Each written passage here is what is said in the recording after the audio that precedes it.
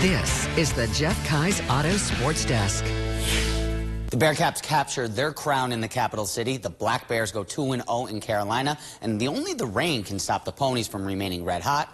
This is the Southern Tier Sports Desk. Much like a famous pet detective needed many moons ago to exorcise the demons, the Bearcats women's lacrosse had to do the same, specifically with SUNY rival UAlbany. Bearcats falling in overtime to the Great Danes 1 year ago in this America East Tournament Finals and losing by 2 goals back in heartbreaking fashion once again in the 5-1-8 just a few months ago. We head to the Cap City now for face-off. Bearcats have been red hot since that last loss to UAlbany, winners of 7 straight games. Albany would get out early. Grace McCauley goes NHL 94 with the wraparound here. Great Danes scored the first 5 goals of the game. Bearcats trying to claw back. Madison Murphy finds Olivia Muscolino. Bearcats get on the board. Bearcats still down 4, less than a minute left in the half. Mia Forte makes it a 3-goal deficit. Then Muscolino's shot stopped, but Kristen Scheidel, she picks it up out of midair. The backhand, the Bearcats now just down 3 and 10 seconds left in the half. Emily Bloschme will not be denied. It is a 1-goal game at halftime. The Binghamton Bearcats held UAlbany without a goal for more than 20 minutes during this stretch. Third quarter now.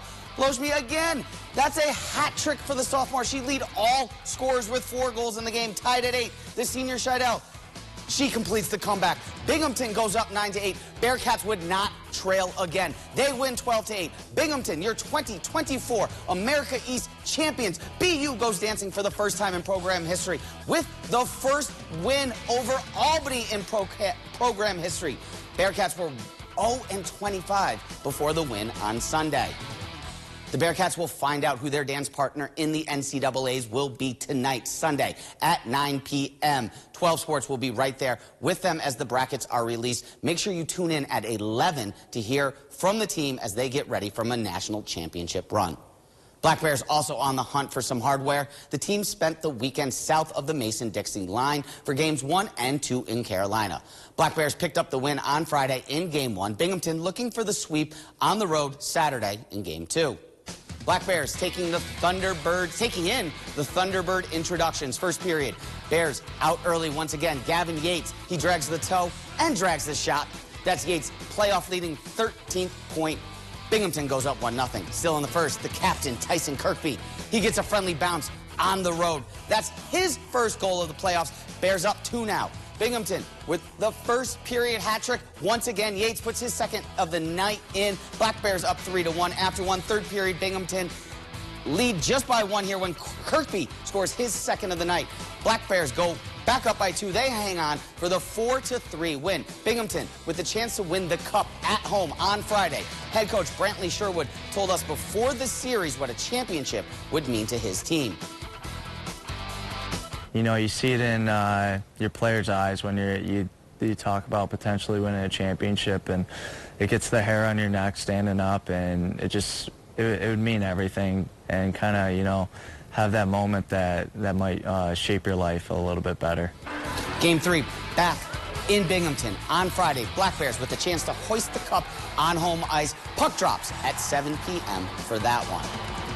Rumble Ponies came into the weekend under 500. The team have won 3 straight since Thursday, knocking Hartford out of first place and now knocking on the door of first place for themselves.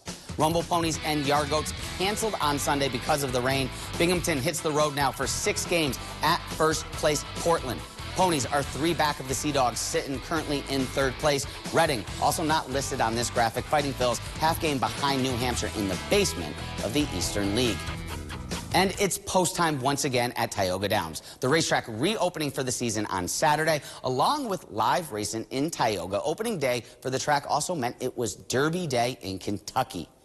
Mystic Dan, your Derby winner, the 18-1 long shot, edged out both Sierra Leone and Forever Young in a 3-way photo finish. Tioga Downs director of Stakes Races spoke with 12 News on Saturday about how the Derby helped start up the racing season in the Southern Tier. Historically, we start on Derby Day, and it gets us off to a big start. People identify with the Derby. We get a nice crowd, and it kind of starts the season off on the right note. I think Tioga Downs opening 1st of May, maybe a hint of spring, and then summer's not that far behind. People get out, We have a beautiful casino and hotel to go along with the racing, so there's a lot to do here. All right, thank you, Zach. But don't go anywhere. We have one final story coming up after the break.